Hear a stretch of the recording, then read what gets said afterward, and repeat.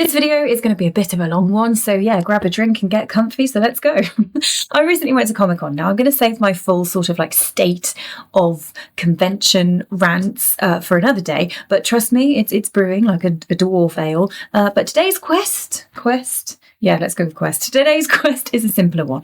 I wanted to shine a spotlight on the stalls and the small businesses that I stumbled across. The ones that I actually slapped some cash on because they were genuinely cool, clever, or just they kind of tickled that part of my brain that still thinks I might one day paint all of my grey plastic. Anyway, look, I want to do these people justice. They deserve a bit of time, not just a hurried montage set to royalty-free synthwave. So we're going to go through everything I found in the exact order that I filmed it. No sort of like fancy reorganising, no Jedi Council deliberation, just pure chronological chaos. And as always, the timestamps in my videos are more detailed than a D&D rulebook, so please feel free to hop around like a little bit of a caffeinated hobbit to whatever bits take your interest and appeal to you.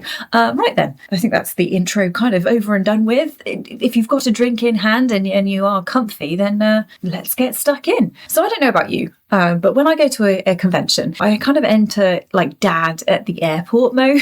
I need to get my bearings, I need to scope the area, I need to make a plan. So at this point, I'm kind of wandering around Comic-Con, already like 4 cans of monsters deep, and questioning every life choice that did lead me to owning this many dice when I stumble across Everstromn Hobbies. Now they're running a free like paint and take session. Yeah, free, as in like no gold pieces are required to access this. And honestly, I love the direction that they're heading. Mini painting, it can feel proper intimidating. Kind of like being handed a Space Marine and then told, go on then, paint the Emperor's finest, while your bank account is just quietly like sobbing in the background. It is pricey. It's fiddly. You don't really know if you're going to enjoy it until you've already sold a kidney for brushes. So giving people a chance to sit down and then slap some paint around and see if it vibes with them is honestly, it's brilliant.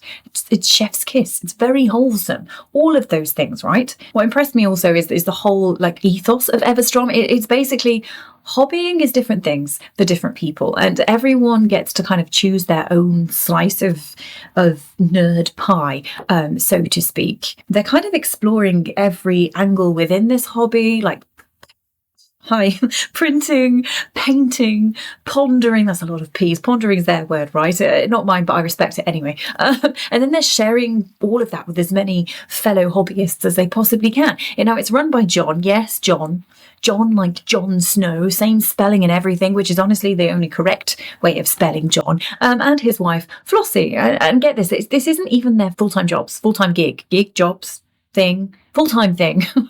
They both have normal jobs like sensible adults, and then they use this hobby, like this hobby side quest, as a way to kind of meet people in the community that chat about minis and just get inspired by all of the cool stuff that people do to kind of make our games actually look decent on the table. And honestly, just have a look at their website. I mean, it's packed. Total like beginner haven. They've got like a detailed blog. They've got loads of inspiration picks and products, and like even a way to book your own paint and take session. If you're kind of ready to dip your toes or like your entire face into a world full of tiny plastic heroes, they are proper good people. I would honestly recommend having a look at them.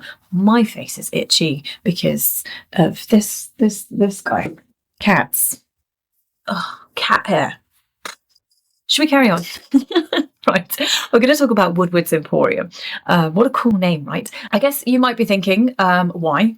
Like, why them? Why not the other 15,000 dice merchants that spawn conventions like wandering traders in Skyrim? And the simple answer is that these guys, their attention to detail, it kind of borderlines on suspicious. Like, how dare they care this much? Now, you could practically feel the passion like oozing off the store. They had advent calendars, which is already like dangerous to someone like me who literally can't resist daily plastic surprises.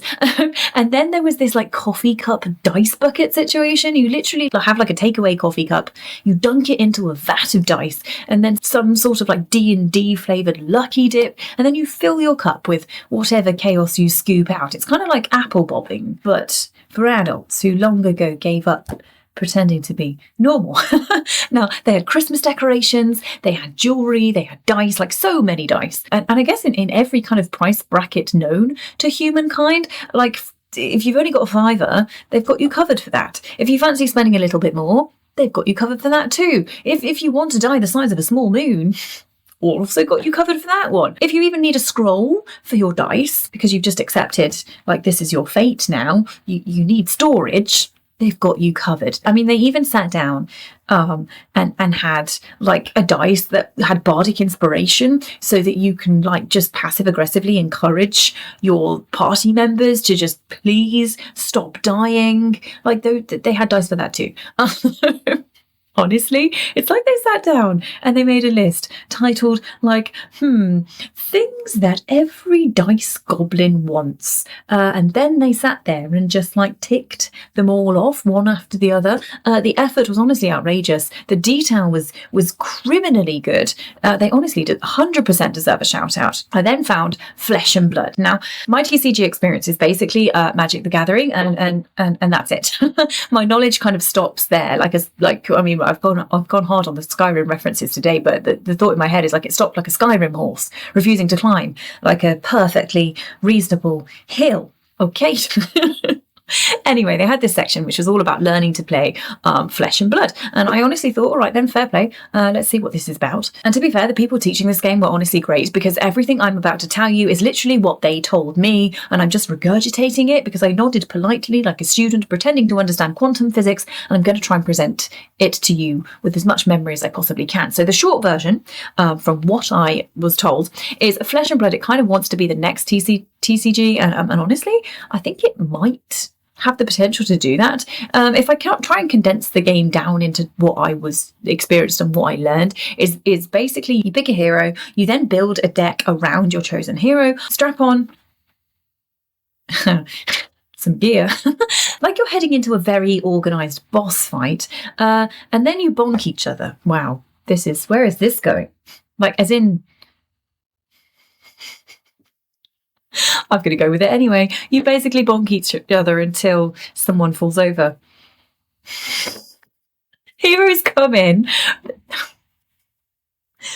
Heroes come in this like variety of flavours. You've got like Light Warrior, I think there was Shadow Brute, even like Rune Blade, which absolutely sounds like something that 14-year-old me would have like slapped on my MySpace profile, but it's cool, right?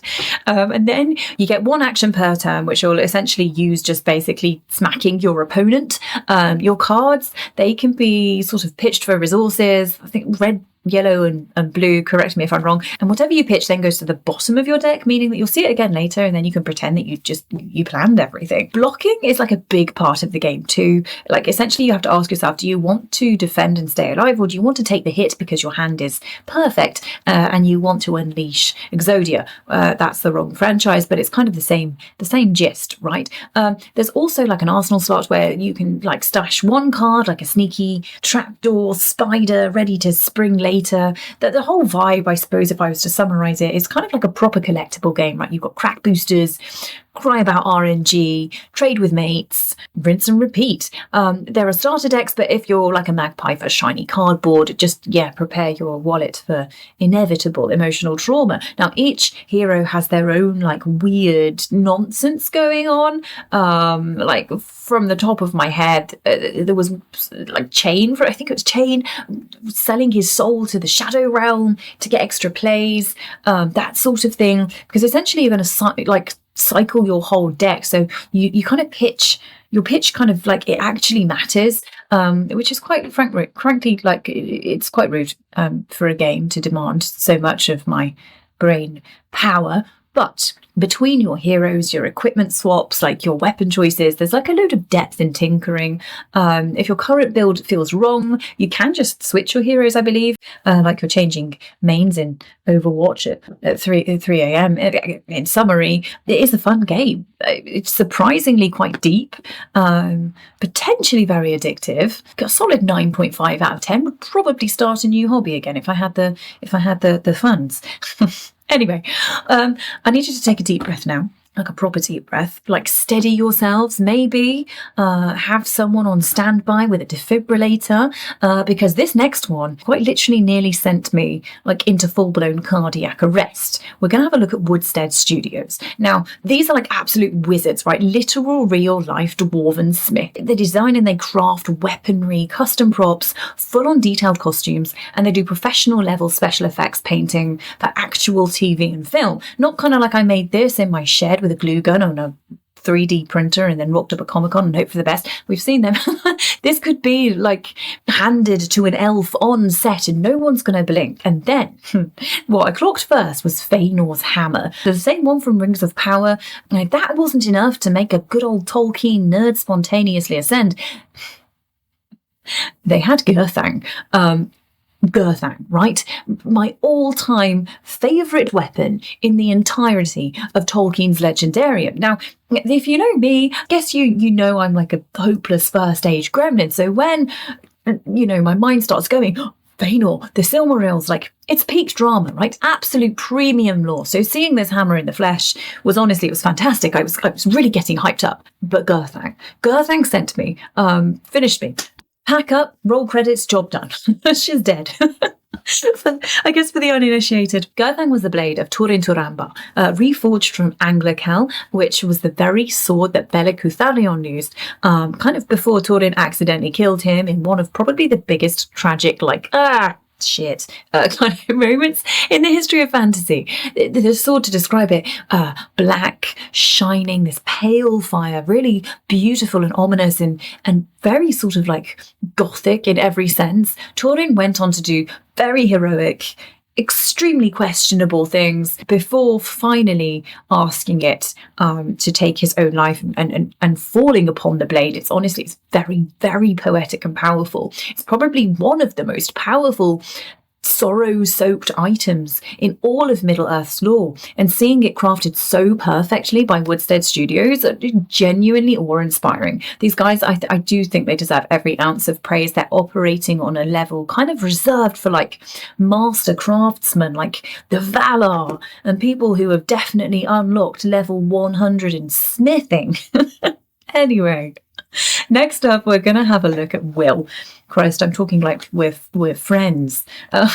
Will Shrike, whose art honestly speaks louder, I think, than I ever could. Though that's not going to stop me. I'm going to try anyway. The man's talent for realism, it's bloody absurd. Like, did he bargain with a minor deity for this skill? Levels of absurd. I've got his Geralt of Rivia piece hanging in my living room, and it's honestly, it's fantastic. It's the kind of artwork that, I mean, I don't get people come to my home regularly, but as and when they do, they will stop mid-sentence and they'll go, well, hold on, where is that from? Because it's great. He kind of churns out like stunning pieces from all over the fandoms that we collectively will lose sleep over. You've got gaming, film, TV, even really random stuff like an octopus.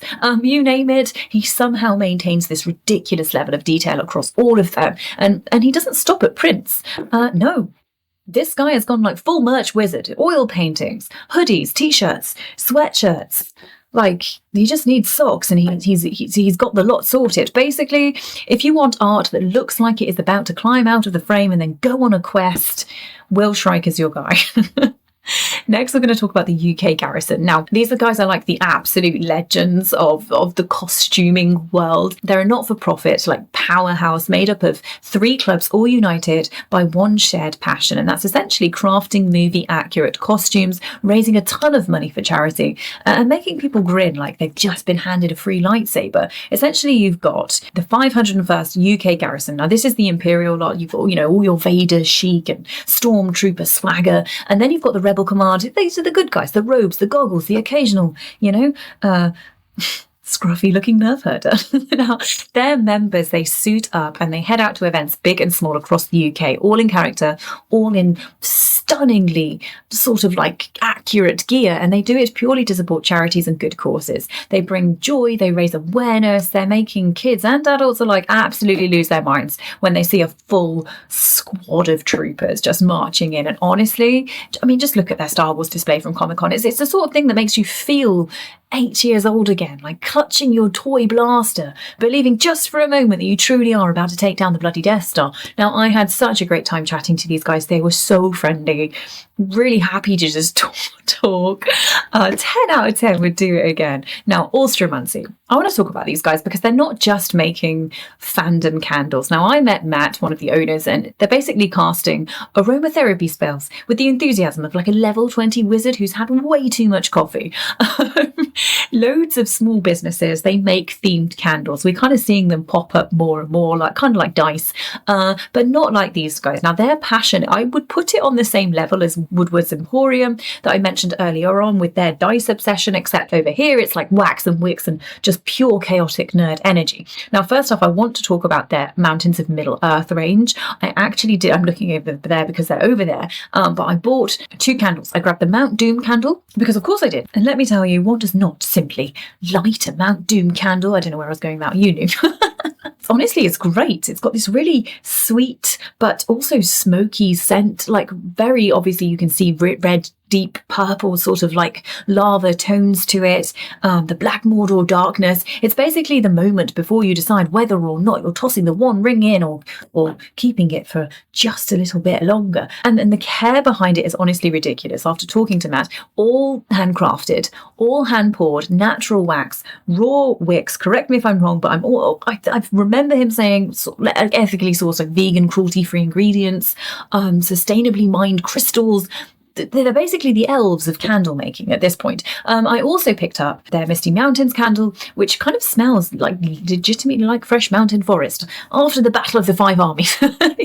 Not quite that extreme, but you can see the blue tones here for the calm, turquoise for Durin's line, and enough lore baked in to make Tolkien himself nod approvingly. Like lots of little details here have been considered, but wait, because there is more nerdy goodness with these guys. I want to mention, I didn't buy one because, funds, but I want to mention their Skulls of Magic range. It's perfect for D&D tables. As you can see, skull-shaped candles themed around classic spells. Now, in particular, I spotted their Fireball skull, which is like, imagine glowing inferno red, like bright orange ripples, a scent of amber I picked up that kind of screams, remember that time you TPK'd your party because, you misjudged blast radius? That's good times.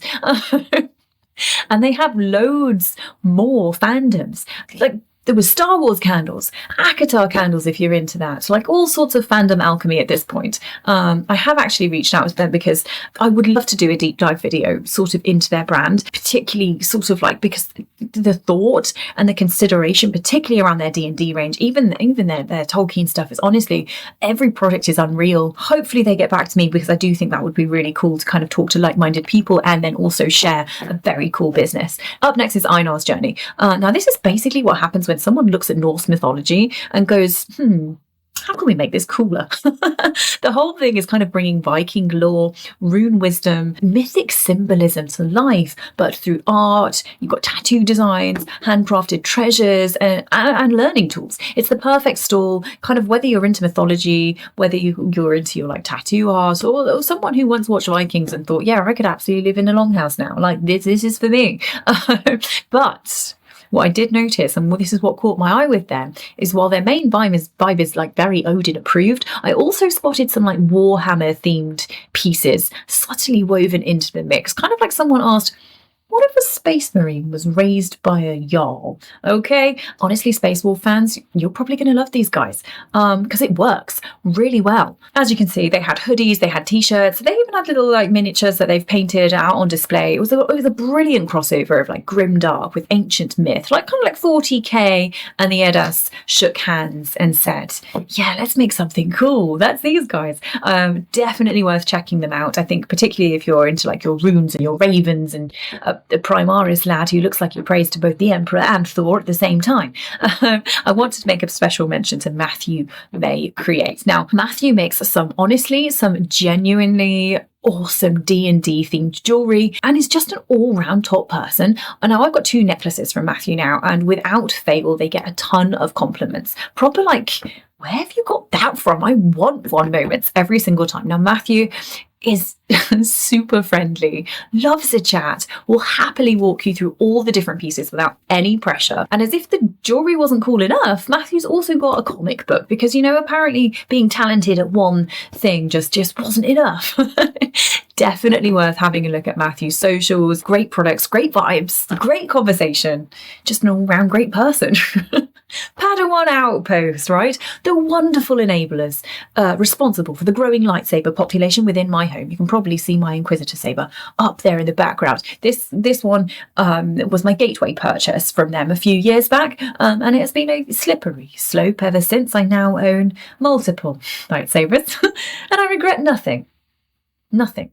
Not even my bank statement. Anyway, the team though is honestly brilliant. All joking aside, very friendly, very approachable, super helpful, like the kind of people who will tolerate you asking 10 different questions about blade brightness because you just want to be sure. They also do really fun giveaways on social media, and they genuinely make an effort to connect with the community, which I think it goes a long way in a fandom full of like excited nerds just waving neon swords around in their bedroom. Like, come on.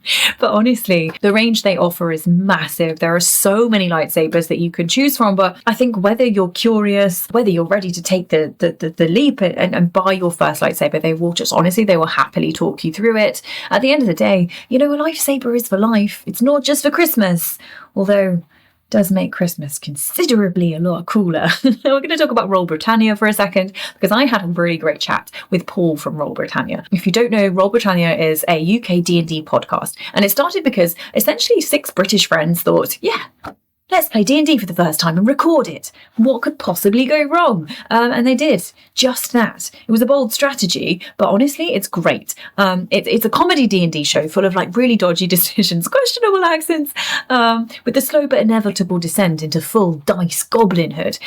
You can practically hear the moment they realise that now they want to play every day for the rest of their lives for the foreseeable future. It's so relatable. Paul plays a character called Malros Toscobble, just to give you a little bit of context behind his character. It's a cleric, which is fantastic because I recently started playing a cleric, so really, really relatable and excellent opportunity to talk to him, really. Now, his cleric has a mysterious past because, of course, he has a mysterious past. Now, when the story actually kicks off, he's kind of searching for his brother Milo. He gets a lead. He joins a ship's crew, immediately gets thrown into a Kraken attack with a bunch of scoundrels. He definitely didn't intend to associate with said scoundrels, and it's like a classic first session energy, very chaotic, very exciting. What I like the most, though, about this podcast is it's distinctly British humour. It's basically the In-Betweeners meets D&D. It's chaotic, it's hilarious, somehow still very endearing. Meeting the guys in person was great, honestly. They are kind of exactly as delightfully unhinged as their show suggests, and just great people to chat to, so please go and give that a listen if you haven't done so already. Now, I went to swing by, see what I did there, throw, that would be throw. Anyway, I swung by Naughty Norse. Now, you may know them as like an axe throwing company, but there's a plot twist here, because what I noticed was that they now sell a bunch of really cool products, because why stop at launching sharp objects when you can also provide vibes? Now, they had jewellery, they had candles, they had incense, home decor, even crochet animals, because basically everything from like fearsome Viking energy to look at the crochet creature, now my heart is soft. The whole team is just, how can I phrase this, ridiculously fun and wholesome, and they bring such a fantastic energy to Comic-Con. Honestly, proper good people, really nice to support a family business as well, as they kind of branch into all these extra cool bits. They also have a very, very welcoming and friendly Discord server, which I will drop the link for in the bio, because just in case you wanted to join that and join in with their community and keep up to date with everything they're up to. Very nerdy, so definitely if you're looking for a welcoming community, particularly over the festive season, as I, like myself, a lot of us can get a little bit lonely, so highly recommend it. Now, I mentioned crochet. Now, another link to crochet is Happy Vanilla. So I want to talk to you a little bit about Yina. Now, honestly, Yina is, how can I describe this, an absolutely bloody lovely lady. this was her first convention, and please just look at what she makes. She basically started crocheting like a woman possessed. Hooks, yarn, endless creations. Her house, it slowly transformed into like a fiber arts museum. And at some point she kind of realized she either had to start selling things or just move out and let the crochet have her house. Anyway, she hit like artisan markets, particularly over in like Richmond and the surrounding areas, where people just immediately started throwing admiration at her like confetti. It turns out her crochet wasn't just good, it was dangerously good. Like the kind of good that makes people say, like, did you really make this? While she just politely resists the urge to say no. The elves did.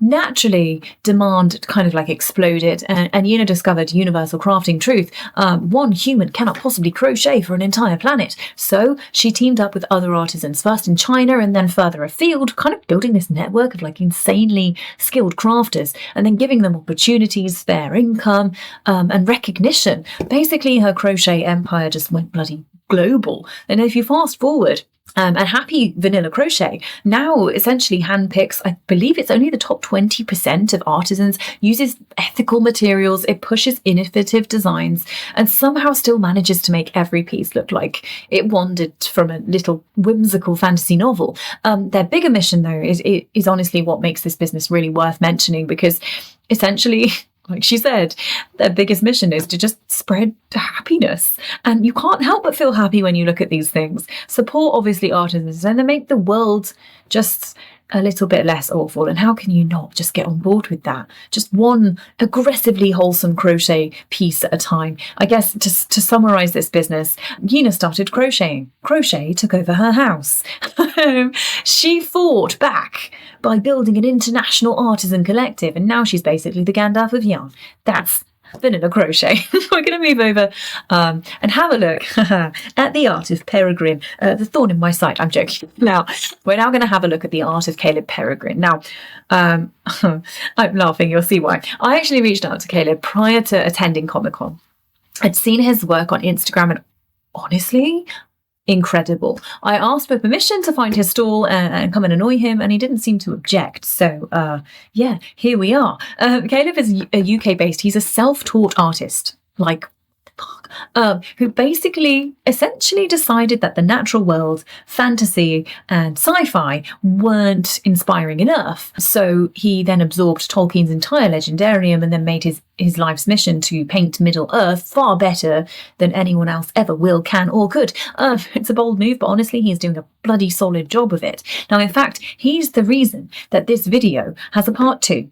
And I'll explain that chaos in a minute. Now, his work, it spans the Silmarillion, my all-time favourite, Beren and Luthien, Children of Húrin, Lord of the Rings, and all those obscure corners of sort of Tolkien's universe that most people pretend to read. Now, his style is distinctive, it's dramatic, it's aggressively lore accurate, exactly the kind of art that kind of makes a Tolkien fan stare a little bit too long and then immediately fall in love. Now, he's building an online presence. As I said, I found him through Instagram. He's selling internationally, he's turning up at conventions like this one, just essentially like some extremely chill wandering wizard of the art world. Now, speaking of chill, Caleb was probably the coolest, most relaxed person I talked to at this convention. He's the sort of guy that makes you think, yeah, you and I can talk about the first age forever. So here's the situation. Caleb caught wind of one of my long-standing, maybe controversial opinions on mystery bags, namely that they kind of tend to oversell and underdeliver, and generally behave like, you know, a loot box, but with better handwriting. Now, with a level of confidence, I guess that would have made Fingolfin himself blush, he handed me a mystery bag. No hesitation, no fear, no trembling before the doom of Mandos. Just here, take this, let me know if it changes your mind. And honestly, it was bold, it was reckless, potentially legendary. So, in my next video, Caleb, we're going to find out whether your wizardry kind of extends beyond incredible art and into the forbidden realm of actually good mystery bags. Time will tell. Now then, because I'm extremely organised and didn't charge my camera before the convention, I don't actually have footage of the next 2 businesses, but I'm going to mention them anyway because they are absolutely worth it. And the first one is Player Ammo. Very cool, very wholesome people to talk to, and they're merging gaming with health and well-being, and like, I'm all about that, so let's talk about them for a minute. And their story is pretty cool. Basically started because three lads from Salford, they grew up in the 90s doing exactly what every self-respecting kid did back then, and that was basically mashing buttons on a Mega Drive and pretending they were good at Street Fighter. We've all been there. If you then fast forward to the 2000s, and they kind of went off to uni doing sensible things, you know, like internet communications, I think sports science was one of them, and business, kind of while spending their time doing less sensible things. Now, we talked about boxing, grappling, gaming, watching WWE beatdowns. Now, their favourite wrestlers, like I've pulled this from their website, Sid Vicious, R.I.P., Triple H, and The Rock, obviously, because, you know, who doesn't pick The Rock? Now, then lockdown hit, and like for many of us, mental health tanked, and the boys, they started checking in via video calls, kind of like a low-budget Avengers assemble, and they talked supplements, because they kind of wanted to focus without resorting to drinks that look like radioactive pond water. Looking at you, my beloved white monster. Now, nothing quite hit the spot, so naturally, they gave up, I joke. They went, fine. We'll do it ourselves, proper Thanos style. And then, yeah, Player Ammo was born. Their comfort films are worth mentioning because you've got The Last Samurai, Forrest Gump, Rocky, and that kind of tells you everything you need to know about their vibe. They're just cool, right? Now they've got ambassadors, they've got new flavors dropping, they've got really cool collaborations, and they're basically living their best, like anime, gym, gaming, hybrid life. What is not to love? In short, three mates, one lockdown crisis, zero patience for bad energy drinks, and now they've built a brand that kind of feels like it should come with its own montage music. And just to top it all off, I taste tested quite literally everything, and honestly, it slaps hard, like WWE chair to the face levels of slaps. Solid 10 out of 10. No notes. I immediately ordered. I've ordered black cherry, I believe, and pineapple coconut, because apparently I've decided hydration should taste like a cheat code. Conclusion, Player Ammo, unexpectedly elite. Now we're going to talk about Nerdworks. Nerdworks is obviously last, but not by no means least. It just happens to be the last stall I saw. Now, I ended up chatting to Matt, the owner, for ages. And honestly, what a cool bloke. Proper genuine, properly passionate. The kind of guy who talks about fandoms like it's a sacred duty, or, you know, like a really intense fine wine fanatic. Now, Nerdworks is still relatively new, so if you're going to go and Google it, you're probably not going to find a massive amount in terms of like a website and a million menu tabs, but they do have a shop in Worcester, with more coming soon. And if I was to try and explain to you what they do, essentially, they've got a really wild range of stuff. Warhammer, yes. Magic the Gathering, absolutely. Lightsabers, naturally. Helmets, of course, why not? PCs even. Tabletop merch of like every flavour is everywhere, and it's kind of like your one-stop shop for every single nerd impulse you've ever had in one place. What really stood out though is how much Matt genuinely cares about the community. He wasn't just talking shop, he was talking people, shared hobbies, building a space where fans can actually hang out. He mentioned there are opportunities to play in store, which instantly had me planning. Like, it would be so cool to do like, you know, we could meet and play Warhammer. We can do like a painting, like a hobby hangout painting kind of thing, as a community. Magic the Gathering nights, D&D one-shots together. Like, all of these things are on the table. Like, he's absolutely down for it as well. So I have some really cool plans for 2026. I'm actually going to head down to his shop to check it out properly. We can do like, I can do a tour for you guys. I'm excited for that. And before anyone asks, we only butted heads over one thing, and, you know, I have forgiven him now. If you're watching this, I forgive you. It's okay. I understand that you haven't played Knights of the Old Republic, but not yet anyway. Honestly, there's still time for this Padawan to walk the true path. One store visit pending, and we're going to have him quoting Revan like the rest of us, I promise you. He's going to be in that video simping for Revan just like me. Anyway, let's conclude this video because I feel like I've waffled a lot now. I'm just going to end it just by doing a huge shout out to every single business that I've talked about in this video. Seriously, what a lineup, right? I went in kind of expecting to browse a few stores, maybe buy something random like a sticker, and instead I left with candles, dice, jewellery, lightsabers, a minor financial crisis, crisis, and the promise of a mystery bag showdown in part 2.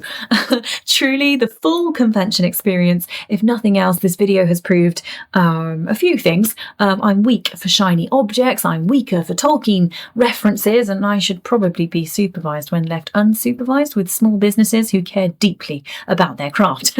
Honestly, massive thank you to anyone who took the time to talk with me.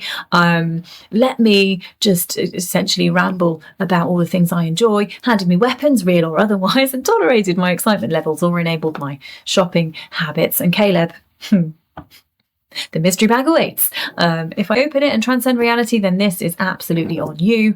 If you've made it this far, congratulations. You have completed the long rest, earned inspiration, and now you're free to go and pour yourself another drink, which you probably definitely need if you've listened to me for this long. Anyway, I digress. I'm only going to implore you one time, to do all these things you need to do to support my channel, and I hope to see you in the next video.